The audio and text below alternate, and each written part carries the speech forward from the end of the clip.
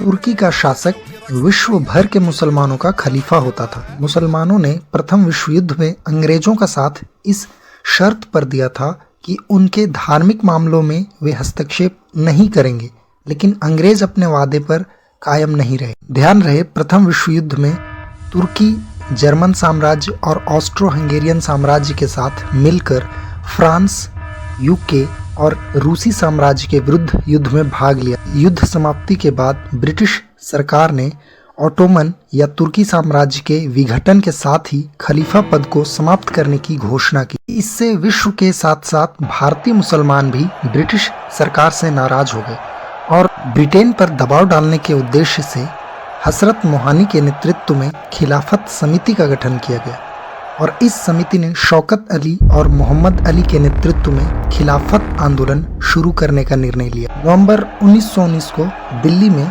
खिलाफत समिति का सम्मेलन हुआ, जिसकी अध्यक्षता गांधी जी ने की और इसी सम्मेलन में पहली बार ब्रिटिश सरकार के साथ असहयोग की वकालत की गई। साथ ही साथ हजरत मोहानी ने ब्रिटिश वस्तुओं के बहिष्कार का आह्वान किया। हालांकि जनवरी 1920 को डॉक्टर अहमद अंसारी के नेतृत्व में एक प्रतिनिधि मंडल वाइसराय चेम्सफोर्ड से खिलाफत के संदर्भ में भेंट किया, लेकिन इसका कोई लाभ नहीं हुआ और अंततः सिवर्स की संधि के तहत तुर्की का विभाजन कर दिया गया। इन्हीं असंतुष्टि के माहौल में सितंबर 1920 को लाला लाजपत राय की अध्यक्षता में हुए कलकत्ता के विशेष अधिवेशन में कांग्रेस ने पहली बार भारत में विदेशी शासन के विरुद्ध सीधी कार्रवाई करने और सरकार के विरुद्ध असहयोग आंदोलन चलाने का निर्णय लिया।